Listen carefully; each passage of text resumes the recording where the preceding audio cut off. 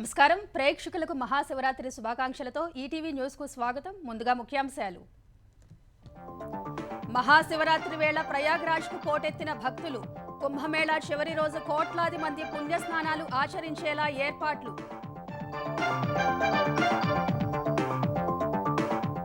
తెలుగు రాష్ట్రాల్లో మహాశివరాత్రి సందడి. తెల్లవారుజాము నుంచే శైవ క్షేత్రాల్లో బారులు తీరిన భక్తులు. పూజలు అభిషేకాలతో శివనామ స్మరణ.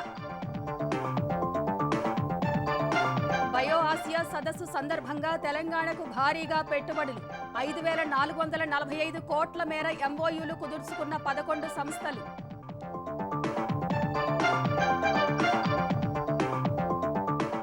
నేడు ప్రధాని మోదీతో రేవంత్ రెడ్డి సమావేశం. పలు ప్రాజెక్టులకు కేంద్ర సాయం కోరనున్న సీఎం.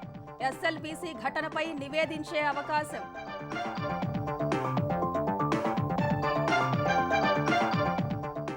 నేడు కృష్ణా బోర్డు ప్రత్యేక సమావేశం. తెలుగు రాష్ట్రాలకు నీటి విడుదలపై వెలువడనున్న నిర్ణయం. చీఫ్ ఇంజనీర్ల నివేదిక మేరకు ఆదేశాలు.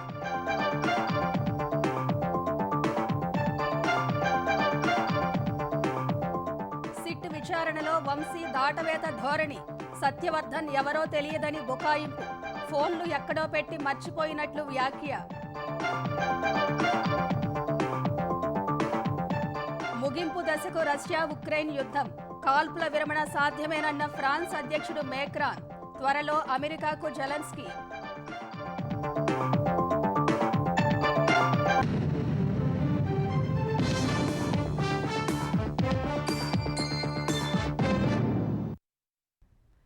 కుంభమేళాలో భాగంగా మహాశివరాత్రి రోజు చివరి అమృత స్నానం ఆచరించేందుకు కోట్లాది మంది ప్రయాగ్రాజ్కు చేరుకుంటున్నారు.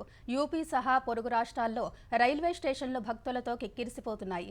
ఇప్పటికే ప్రయాగ్రాజ్ చేరుకున్న భక్తులు తెల్లవారుజాము నుంచే పుణ్యస్నానాలు ఆచరిస్తూ ఉండగా అనంతరం లక్షలాది మంది తిరుగుముఖం పట్టనున్నారు.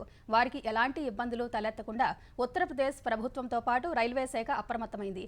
యూపీ సర్కార్ 4,500 బస్సులు మోహరించగా ప్రయాగ్రాజ్ నుంచి దేశవ్యాప్తంగా వివిధ ప్రాంతాలకు రైల్వే శాఖ 350 రైళ్లు నడుపుతోంది. ఉత్తరప్రదేశ్ ప్రయాగ్రాజ్లో మహాకుంభమేళా తుది దశకు చేరుకుంది. జనవరి 13న మొదలైన కుంభమేళా మహాశివరాత్రి అయిన ఇవాళ ముగియనుండగా మౌని అమావాస్య మాదిరిగానే శివరాత్రి రోజున పుణ్యస్నానాలు ఆచరించేందుకు కోట్లాది మంది భక్తులు ప్రయాగ్రాజ్కు తరలి వెళుతున్నారు. ఇప్పటికే త్రివేణి సంగమానికి చేరుకున్న భక్తులు పెద్ద సంఖ్యలో పుణ్యస్నానాలు ఆచరిస్తున్నారు. మంగళవారం రాత్రికే సుమారు 1 కోటి మంది భక్తులు త్రివేణి సంగమానికి చేరుకున్నట్లు అధికారులు అంచనా వేస్తున్నారు.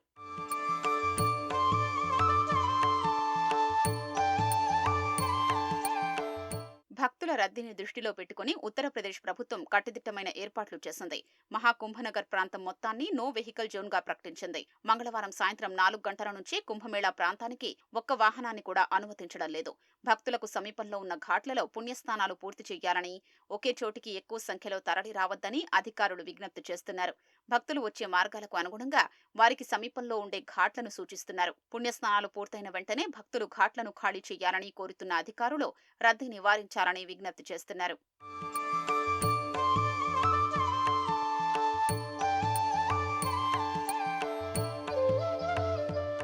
శివరాత్రి రద్దీ దృష్ట్యా సీఎం యోగి ఆదిత్యనాథ్ నిరంతరం అధికారులతో సమీక్ష నిర్వహిస్తున్నారు. భక్తుల భద్రతకు మొదటి ప్రాధాన్యమివ్వాలని అధికారులకు విస్పష్ట ఆదేశాలు జారీ చేశారు. త్రివేణి సంగమం వద్ద 37,000 మంది పోలీసులు, 14,000 మంది హోంగార్డుల్ని మోహరించారు. పెద్ద ఎత్తున ఏఐ ఆధారిత కెమెరాలు, పోలీస్ కంట్రోల్ రూమ్ల ద్వారా భక్తుల రద్దీని అధికారులు నిరంతరం పర్యవేక్షిస్తున్నారు.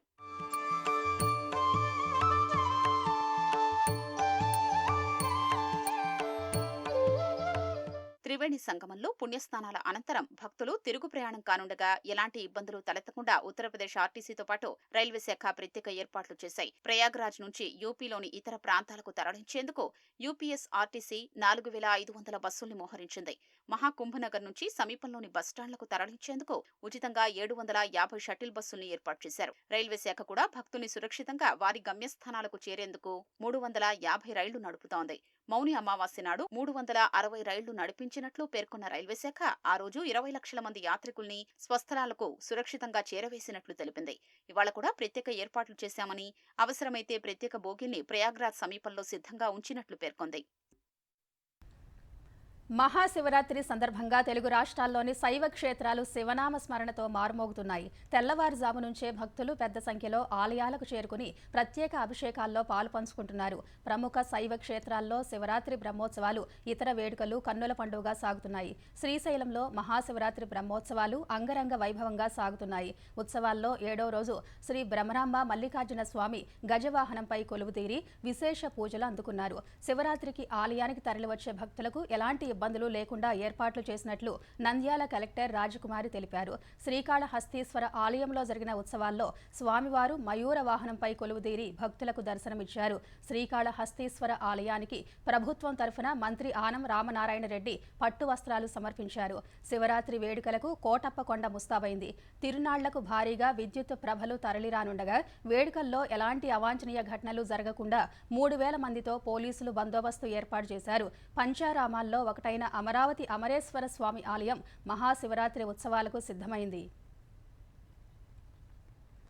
తెలంగాణలోనూ శైవ క్షేత్రాలు భక్తులతో కిటకిటలాడుతున్నాయి. వేకువజామునే పెద్ద సంఖ్యలో భక్తులు ఆలయాలకు తరలివచ్చి ప్రత్యేక పూజల్లో పాల్గొంటున్నారు.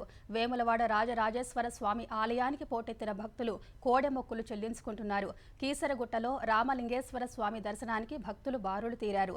తెలంగాణ ప్రభుత్వం తరఫున ప్రభుత్వ చీఫ్ విప్ పట్నం మహేందర్ రెడ్డి దంపతులు స్వామివారికి పట్టు వస్త్రాలు సమర్పించారు. వరంగల్ 1000 స్తంభాల గుడిలో రుద్రేశ్వర స్వామి దర్శనానికి భక్తులు బారులు తీరారు. ప్రత్యేక పూజలు, అభిషేకాల్లో పాల్గొంటున్నారు.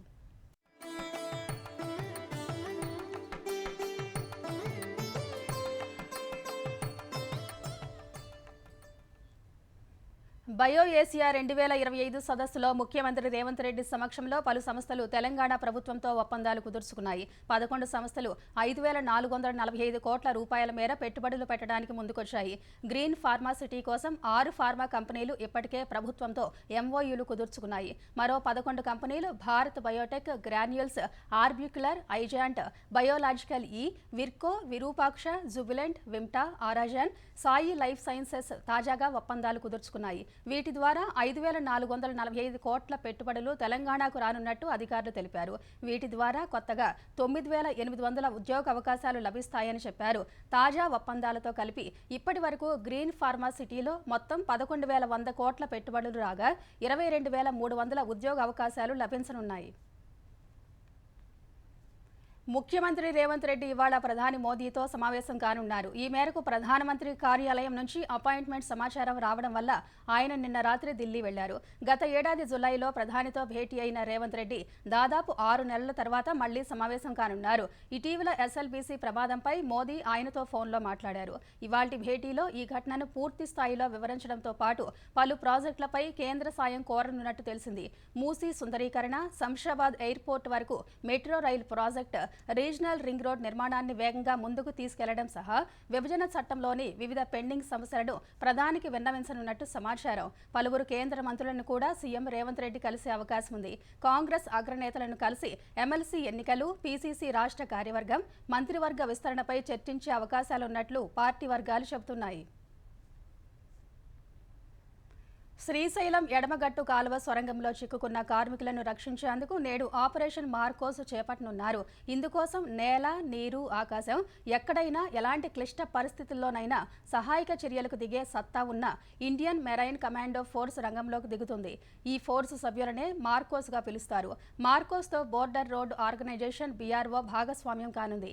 ఈ మేరకు BRO lieutenant colonel Haripal Singh తన బృంద సభ్యులతో ఇక్కడికి రానున్నారు. 13.85 కిలోమీటర్ల పొడవున్న సొరంగం చివరి భాగంలో 100 మీటర్ల మేర బురద ఉండటంతో ఆ ప్రాంతంలో ప్రత్యేక బృందాలతో అన్వేషించాలనే నిర్ణయానికి వచ్చారు. కార్గిల్తో పాటు కశ్మీర్ ప్రాంతాల్లో సంక్లిష్టతలను తట్టుకుని ఫలితాలను సాధించిన చరిత్ర మార్కోస్కు ఉండటంతో ప్రభుత్వం ఆ సభ్యులను రంగంలోకి దించుతోంది. బీఆర్ఓకు సైతం గుట్టలు, పర్వత ప్రాంతాల్లో సొరంగాల నిర్మాణం, నిర్వహణ చేపట్టిన రికార్డుంది. ఫలితంగా మార్కోస్ బీఆర్ఓలతో కలిసి 10 మంది నిపుణులతో ఒక ప్రత్యేక బృందాన్ని ఏర్పాటు చేశారు. సత్యవర్ధన్ కిడ్నాప్ కేసులో అరెస్ట్ అయి పోలీస్ విచారణ ఎదుర్కొంటున్న వైసీపీ నేత వల్లభనేని వంశీ తొలి రోజు కస్టడీలో పోలీసులు అడిగిన కీలకమైన ప్రశ్నలకు తెలీదు గుర్తులేదని సమాధానాలిచ్చారని తెలిసింది. 3 రోజుల కస్టడీలో భాగంగా పోలీసులు వంశీని మంగళవారం అదుపులోకి తీసుకుని పలు ప్రశ్నలు సంధించారు. సత్యవర్ధన్ను ఎందుకు అపహరించారు, కారులో హైదరాబాద్లోని మీ ఇంటికి ఎందుకు తీసుకెళ్లారు, తరువాతి రోజు మీరంతా లిఫ్ట్లోకి ఎందుకు దిగారు కదా అని ప్రశ్నించగా అతడిని కిడ్నాప్ చేయలేదని, రాయదుర్గంలోని తమ ఇంటికి వచ్చి ఆ రోజు రాత్రి విశ్రాంతి తీసుకున్నాడని వంశీ బదులిచ్చినట్టు సమాచారం. అతను సత్యవర్ధన్ అని తనకు తెలియదని, మరుసటి రోజు తమ వాళ్లతో కలిసి వెళ్లిపోయాయని చెప్పినట్టు తెలిసింది. కేసును సత్యవర్ధన్తో ఎందుకు ఉపసంహరించేలా ఒత్తిడి తెచ్చారని ప్రశ్నించగా ఇందులో తన ప్రమేయం ఏమీ లేదని, సత్యవర్ధన్ తనంతట తానే న్యాయాధికారి ఎదుట వాంగ్మూలం ఇచ్చారని వంశీ సమాధానమిచ్చినట్టు సమాచారం. ఎన్ని ఫోన్లు వాడతారు, వాటిని ఎక్కడ ఉంచారు, అరెస్టు సమయంలో వాడిన ఫోన్లను ఏం చేశారని పోలీసులు ప్రశ్నించగా తన వద్ద 3 ఫోన్లు ఉన్నాయని వంశీ చెప్పారు. 1999 నుంచి ఒక నెంబర్ వాడుతున్నానని, 2003లో రెండోది, 2007లో మూడో సిమ్ తీసుకుని వాడుతున్నానని వెల్లడించారు. తన ఫోన్లు ఎక్కడ ఉంచానో గుర్తు రావడం లేదని బుకాయించారు. వైసీపీ నాయకుడు వల్లభనేని వంశీ భూదందాలు, కబ్జాలు, మోసాలు ఒక్కొక్కటిగా వెలుగు చూస్తున్నాయి. ఆయన అక్రమాలపై దర్యాప్తునకు ఆంధ్రప్రదేశ్ ప్రభుత్వం సిట్టు ఏర్పాటు చేయగా బాధితులు ఒక్కొక్కరు బయటకొచ్చి పోలీసులకు ఫిర్యాదులు ఇస్తున్నారు. తాజాగా గన్నవరం, ఆత్కూర్, వీరవల్లి స్టేషన్ల పరిధిలో వంశీ, ఆయన అనుచరులపై 3 కేసులు నమోదయ్యాయి. మరో 2 ఫిర్యాదులు అందాయి. 2004లో కొన్న స్థలాన్ని 2021లో అదే ధరకు అమ్మాలని, లేకపోతే చంపేసి ఆస్తి స్వాధీనం చేసుకుంటానని వంశీ బెదిరించారని విజయవాడకు చెందిన సుంకర సీత మహాలక్ష్మి ఫిర్యాదు చేయగా పోలీసులు కేసు నమోదు చేశారు. కృష్ణా జిల్లా మల్లవల్లిలో పారిశ్రామిక వాడ ఏర్పాటు కోసం 2016లో ప్రభుత్వం భూసేకరణ జరిపి రైతులకు ఎకరాకు 7.5 లక్షల చొప్పున పరిహారం చెల్లించగా వంశీ, ఆయన అనుచరులు 128 మంది రైతులకు పరిహారం అందకుండా మోసగించారు. తేలప్రోలుకు చెందిన శనగల శ్రీధర్ రెడ్డి, షేక్ ఖతీజా బేగంకు 89 లక్షల రూపాయలు అప్పు ఇచ్చారు.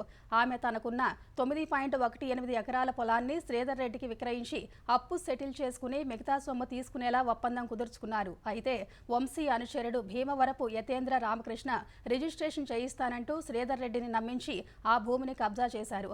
ఈ ఘటనలపై బాధితులు ఇచ్చిన ఫిర్యాదుల మేరకు పోలీసులు వంశీపై కేసులు నమోదు చేశారు. కృష్ణా నది యాజమాన్య బోర్డు ప్రత్యేక సమావేశం నేడు జరగనుంది. చీఫ్ ఇంజనీర్ల కమిటీ నివేదికకు అనుగుణంగా 2 రాష్ట్రాలకు నీటి విడుదలపై ఇవాల్టి సమావేశంలో నిర్ణయం తీసుకోనున్నారు. 2 రాష్ట్రాల ఇంజనీరింగ్ చీఫ్లతో బోర్డు చైర్మన్ అతుల్ జైన్ మధ్యాహ్నం సమావేశం కానున్నారు. కనీస నీటి వినియోగ మట్టానికి ఎగువన ప్రస్తుతం శ్రీశైలంలో 24 టీఎంసీలు, సాగర్లో 42.3 టీఎంసీల నీరు ఉన్నట్లు కేఆర్ఎంబీ సోమవారం జరిగిన సమావేశంలో పేర్కొంది. జులై నెలాఖరు వరకు తాగునీటి అవసరాల కోసం నీటిని నిల్వ చేసుకోవాలని 2 రాష్ట్రాలకు సూచించింది. ఇదే సమయంలో శ్రీశైలం నుంచి ఆంధ్రప్రదేశ్ నీటి వినియోగాన్ని తక్షణమే తగ్గించాలని, తాగునీటి కోసం మాత్రమే తీసుకోవాలని బోర్డు తెలిపింది. సాగర్ కుడి కాల్వ నుంచి తీసుకునే నీటిని కూడా తక్షణమే 7,000 క్యూసెక్కులకు తగ్గించాలని కృష్ణా బోర్డు ఏపీకి సూచించింది. ప్రస్తుతం ఉన్న పంటలను దృష్టిలో పెట్టుకుని ఫిబ్రవరి నుంచి ఏప్రిల్ వరకు సాగునీటి అవసరాలపై 2 రాష్ట్రాల చీఫ్ ఇంజనీర్లు ఉమ్మడిగా నివేదిక సమర్పించాలని కేఆర్ఎంబీ సూచించింది. మే నెలాఖరు వరకు తాగునీటి అవసరాల ప్రణాళిక కూడా అందులో ఉండాలని పేర్కొంది. సిఈల నివేదిక ఆధారంగా ఇవాల్టి సమావేశంలో 2 రాష్ట్రాలకు నీటి విడుదల విషయమై కృష్ణా బోర్డు నిర్ణయం తీసుకోనుంది. అన్నమయ్య జిల్లా గుండాలకోన శివాలయానికి వెళ్లిన 3 భక్తులు ఏనుగుల దాడిలో దుర్మరణం చెందడం బాధాకరమని, ఇలాంటి దుర్ఘటనలు నివారించేందుకు తగిన చర్యలు తీసుకోవాలని ఆంధ్రప్రదేశ్ ఉప ముఖ్యమంత్రి, అటవీ పర్యావరణ శాఖ మంత్రి పవన్ కళ్యాణ్ ఆ శాఖ అధికారులను ఆదేశించారు. మహాశివరాత్రి సందర్భంగా అటవీ ప్రాంతాల్లోని ఆలయాలకు వెళ్లేవారి రక్షణకు తగిన చర్యలు చేపట్టాలన్న ఆయన పోలీస్, దేవాదాయ, రెవెన్యూ శాఖలతో సమన్వయం చేసుకోవాలని స్పష్టం చేశారు. ఏనుగుల దాడిలో 3 మృతి చెందడంపై తన క్యాంపు కార్యాలయంలో ఉన్నతాధికారులు, అన్నమయ్య జిల్లా కలెక్టర్, ఎస్పీలతో సమీక్ష నిర్వహించిన పవన్ కళ్యాణ్ ఏనుగులు సంచరించే ప్రాంతాల్లోని ప్రజలను ఎప్పటికప్పుడు అప్రమత్తం చేస్తూ రక్షణ కల్పించాలని సూచించారు. కర్ణాటకలో ఏఐ పరిజ్ఞానాన్ని వినియోగిస్తున్నారని, అదేవిధంగా ఇతర సాంకేతిక పరిజ్ఞానాన్ని, విధానాలను పరిశీలించి అమలు చేయాలని ఆదేశించారు. ఏనుగుల కదలికలను ట్రాక్ చేయడానికి రేడియో కాలరింగ్, ఇతర అధునాతన ముందస్తు హెచ్చరిక వ్యవస్థలను ఏర్పాటు చేయాలని సూచించారు. మనుషుల భద్రత, వన్యప్రాణుల సంరక్షణ 2 అంశాలను పరిగణలోకి తీసుకుని భవిష్యత్తులో ఇలాంటి ఘటనలు పునరావృతం కాకుండా చర్యలు తీసుకోవాలని స్పష్టం చేశారు. వైసీపీకి చెందిన పలువురు కార్పొరేటర్లు పవన్ కళ్యాణ్ సమక్షంలో జనసేనలో చేరారు. ఒంగోలు, తిరుపతి కార్పొరేషన్లకు చెందిన 26 మంది కార్పొరేటర్లను ఉప ముఖ్యమంత్రి పవన్ కళ్యాణ్ పార్టీలోకి ఆహ్వానించారు. మాజీ మంత్రి బాలినేని కుమారుడు ప్రణీత్ రెడ్డి పవన్ కళ్యాణ్ సమక్షంలో పార్టీలో చేరారు. Ongole corporation deputy mayor Madhavarao, DLDA chairperson Kosuri Radha Janasena తీర్థం పుచ్చుకున్నారు. వైసీపీలోని వివిధ విభాగాల్లో పనిచేసిన నాయకులను పవన్ కళ్యాణ్ జనసేనలోకి ఆహ్వానించారు. దీర్ఘకాలిక ప్రణాళికలతో ఆంధ్రప్రదేశ్ను మిగులు విద్యుత్ రాష్ట్రంగా నిలబెడతామని విద్యుత్ శాఖ మంత్రి గొట్టిపాటి రవికుమార్ ధీమా వ్యక్తం చేశారు. సీఎం చంద్రబాబు విజన్తో కొద్ది నెలల్లోనే విద్యుత్ సంక్షోభాన్ని అధిగమించినట్లు ఆయన వివరించారు. విద్యుత్ కొనుగోళ్లు, పంపిణీపై విద్యుత్ శాఖ ఉన్నతాధికారులతో సమీక్షించిన మంత్రి గత ప్రభుత్వంతో పోలిస్తే విద్యుత్ కొనుగోళ్లు 60% తగ్గినట్లు మంత్రి తెలిపారు. డిమాండ్కు సరిపడా విద్యుత్ ఉత్పత్తి జరగడంతో కొనుగోళ్లు తగ్గుముఖం పట్టాయన్నారు. ఇటీవల రికార్డు స్థాయిలో విద్యుత్ ఉత్పత్తి జరగడంపై హర్షం వ్యక్తం చేసిన మంత్రి గొట్టిపాటి విద్యుత్ రంగాన్ని గత వైసీపీ సర్కార్ సర్వనాశనం చేసిందని విమర్శించారు. సామాజిక మాధ్యమాల్లో అభ్యంతర పోస్టుల విషయంలో విశాఖపట్నం మద్దెలపాలెం వాసి బోస రమణ అరెస్టు విషయంలో పోలీసుల వైఖరిని ఏపీ హైకోర్టు తప్పుపట్టింది. రమణ అరెస్టు విషయంలో ప్రకాశం జిల్లా ఎస్పీ, విశాఖ పోలీస్ కమిషనర్ అందజేసిన నివేదికల్లో తేడాలుండడంపై హైకోర్టు ఆగ్రహం వ్యక్తం చేసింది. వాస్తవాలను దాచేందుకు పోలీసులు మరిన్ని తప్పులు చేస్తున్నారని వ్యాఖ్యానించింది. మరోవైపు రమణ అరెస్టు విషయంలో డీజీపీ నివేదిక దాఖలు చేయకపోవడంపై తీవ్ర అసహనం వ్యక్తం చేసింది.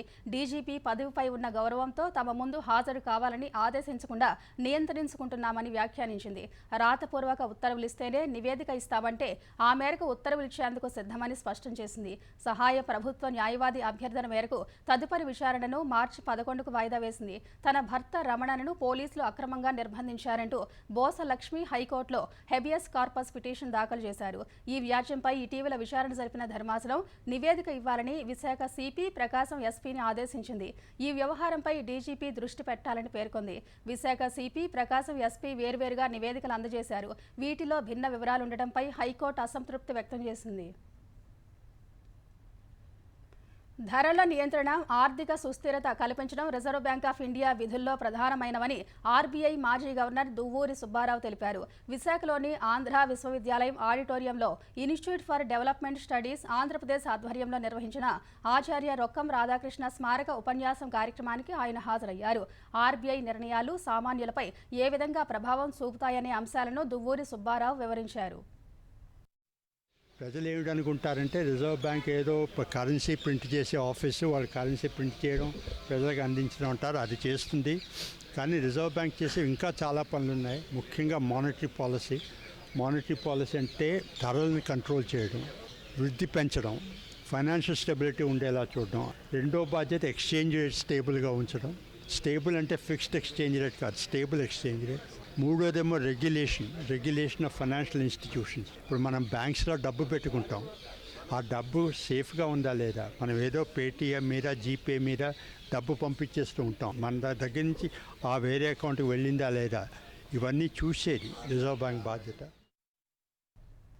రష్యా ఉక్రెయిన్ యుద్ధం కొన్ని వారాల్లోనే ముగియనుందనే ఆశాభావాన్ని అమెరికా అధ్యక్షుడు డొనాల్డ్ ట్రంప్ వ్యక్తం చేశారు. ఉక్రెయిన్లో ఐరోపా శాంతి పరిరక్షక దళం ప్రవేశానికి రష్యా అధ్యక్షుడు పుతిన్ అంగీకరించవచ్చని అభిప్రాయపడ్డారు. మరోవైపు ఉక్రెయిన్, రష్యా మధ్య కాల్పుల విరమణ సాధ్యమేనని ఫ్రాన్స్ అధ్యక్షుడు మ్యాక్రాన్ పేర్కొన్నారు. అమెరికా పర్యటనలో భాగంగా ట్రంప్తో చర్చలు జరిపిన మ్యాక్రాన్ రష్యాతో కుదుర్చుకునే ఎలాంటి ఒప్పందమైనా ఉక్రెయిన్ లొంగిపోయినట్లుగా ఉండకూడదని స్పష్టం చేశారు.